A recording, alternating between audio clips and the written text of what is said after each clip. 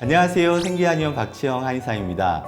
아토피 피부염은 모르시는 분들이 거의 없을 정도로 악명 높은 피부 질환입니다.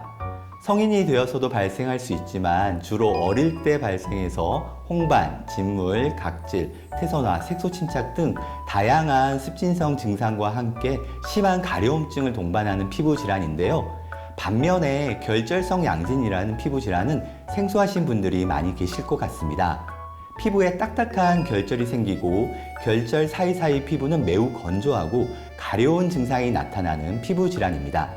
아토피 피부염보다 더 심한 가려움증이 나타나기 때문에 결절성 양진이 발생하면 일상생활에서 큰 괴로움이 생기게 되는 경우가 대부분입니다. 그런데 아토피와 결절성 양진은 각각 단독으로 발생하기도 하지만 특히 결절성 양진의 경우에는 아토피 피부염이나 다른 피부 질환과 동반되는 경우가 많습니다. 아토피나 한포진, 습진과 같은 피부 질환을 앓다가 결절성 양진까지 생기게 되는 것입니다. 오늘은 아토피와 결절성 양진에 대한 흥미로운 논문을 발견해서 이 논문을 소개해 드리려고 합니다. 먼저 각각의 질환에 대해서 간단하게 말씀드리겠습니다. 아토피 피부염의 경우에는 본래의 기능을 제대로 하지 못하는 피부 장벽과 피부 마이크로바이옴의 불균형, 그리고 항원 특이적 T세포에 의한 비정상적인 면역 반응이 복합적으로 상호작용을 하면서 계속 염증 반응을 일으킵니다. 우리 피부의 가장 바깥쪽인 표피의 가장 위에 있는 부분이 바로 각질층인데요. 각질층은 벽돌과 시멘트 구조로 되어 있습니다. 영어로는 브릭 앤 몰타르 구조라고 하는데요. 벽돌과 벽돌 사이에 시멘트를 골고루 잘 발라서 빈틈없이 장벽을 만드는 구조입니다. 각질세포가 벽돌에 해당하고 세포간 지질이 시멘트에 해당됩니다. 각질세포 사이사이를 지질 성분이 메워서 건강한 각질층을 만드는 것입니다. 그런데 아토피 피부염 환자의 피부에는 특정 세라마이드가 감소되어 있습니다. 여기서 세라마이드는 각질세포를 연결해서 튼튼한 피부 장벽을 구성하는 지질 성분의 하나입니다. 세포간 지질 중에서 약 45%라는 높은 비중을 차지하고 있습니다. 세라마이드 외에도 콜레스테롤과 자유지방산 같은 물질들이 세포간 지질을 구성하고 있습니다. 이때 세포간 지질은 라멜라 구조로 이루어져 있는데요. 세라마이드가 감소하게 되면서 라멜라 구조를 손상시키게 됩니다. 그리고 세라마이드의 감소는 각질층의 구조적인 변화에도 영향을 미치며 이로 인해서 피부 장벽이 무너지게 됩니다. 이러한 결과로 경피 수분 손실량이 늘어나고 각질층의 수분 함량이 감소하면서 피부가 건조하게 되는 것이죠. 그래서 아토피 환자들은 아무리 보습제를 바르고 또 발라도 피부가 늘 건조할 수밖에 없는 것입니다. 아토피 피부염만 앓고 계시는 분들도 계시지만 결절성 양진과 아토피 피부염을 함께 앓고 계시는 분들도 계십니다.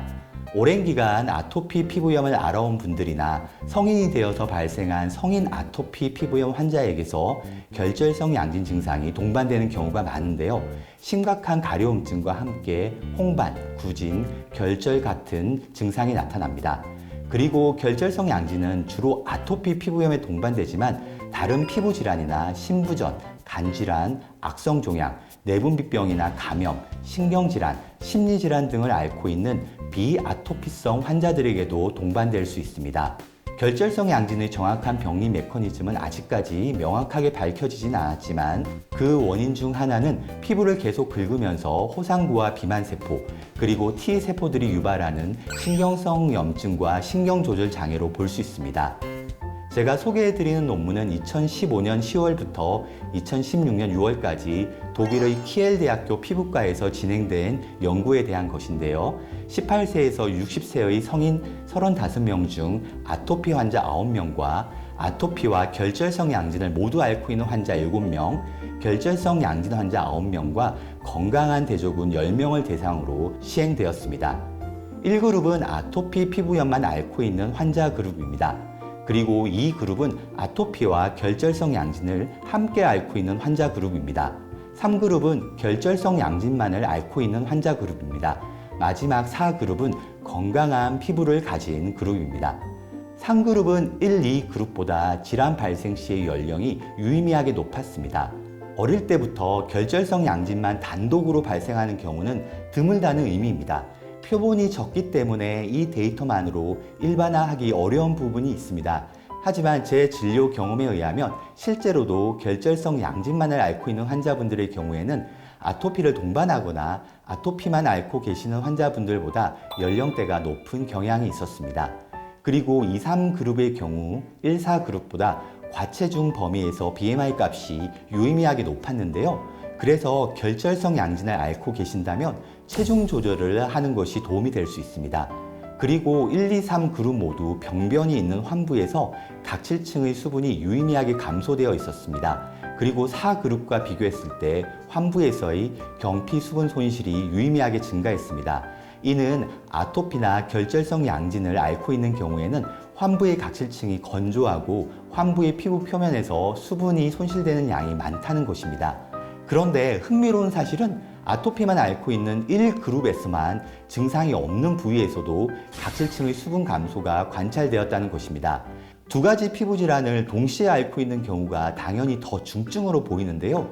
오히려 아토피만 있는 경우에서만 정상 피부에서의 각질층의 수분 감소가 관찰되었다는 사실이 무척 아이러니합니다.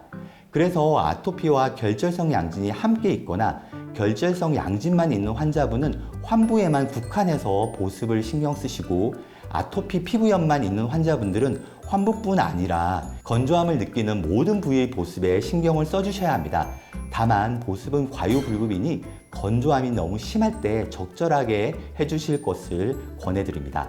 이번 영상에서는 아토피와 결절성 양진에 대한 흥미로운 논문을 소개해드렸습니다. 영상을 보시고 궁금하신 점은 댓글로 남겨주시면 답변 드리겠습니다. 시청해주셔서 감사합니다.